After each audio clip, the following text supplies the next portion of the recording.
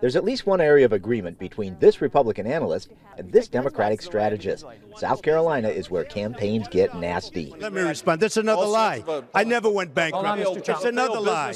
If people were attacking Donald Trump 6 months ago, they'd be hurting themselves as well as Donald Trump. But as you get fewer and fewer candidates, it benefits them more to attack. And South Carolina has always been the part where enough people drop out that you can start attacking. So that's really what's going on in South Carolina. Former Atlanta Tea Party chief Julianne Thompson points out New Hampshire was mostly secular, mostly white, pretty mild. And then you go down to South Carolina, which is the South, which is far more evangelical, which it has a lot greater diversity.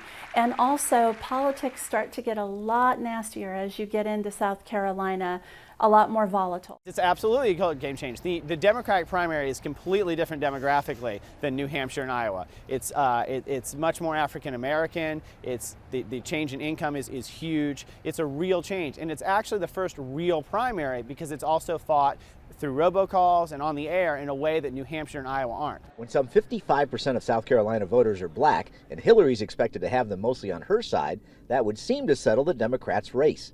Thing is, it might not be that simple. Bernie Sanders is pushing hard for their votes. If Bernie is able to start taking African American voters, and if he can start getting Hispanic voters, because Texas is huge in Hispanic voters, then this is going to be a lot closer. And what if black voters just don't show for Hillary or Bernie? Black voters headed to the polls in droves in 2008 to support President Obama.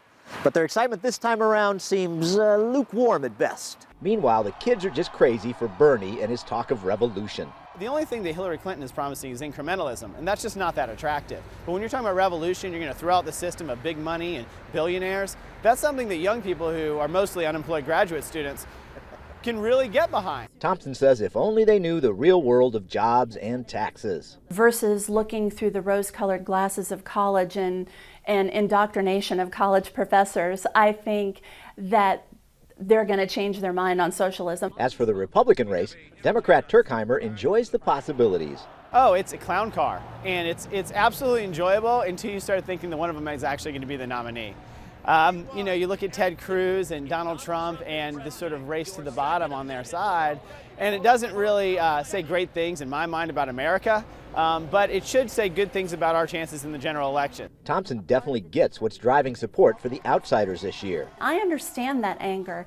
It's a righteous anger because it's based on the fact that people are sick and tired of the campaign bait and switch.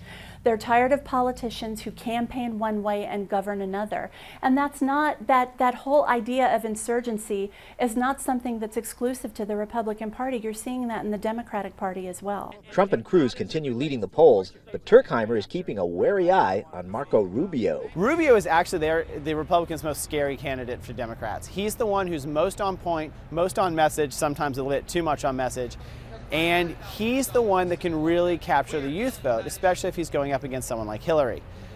He is the person that I'm most concerned about, and he's the one I'd like to see drop out next. If you are talking about the same old status quo, elderly, white candidates, that's over on the Democratic side. If you want youth and diversity, take a look at the Republicans. Meanwhile, Turkheimer can hardly believe when it comes to Trump, voters don't wake up and smell the implausibility.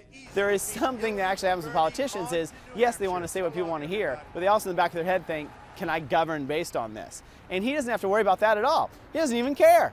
He's just like, well, I'm going to build a wall. Oh, you don't think I will? It's going to be the greatest wall of all time. Thompson believes, though, Republicans in South Carolina and beyond will vote for an outsider because they're so sick of the moderates sold to them like in 2008. And then they told us again in 2012 we needed a more centrist candidate, that Newt Gingrich couldn't win in their opinion, and we got Mitt Romney, and we saw how both of those things worked out. One of the definitions of insanity is repeating the same behavior over and over and expecting a different result.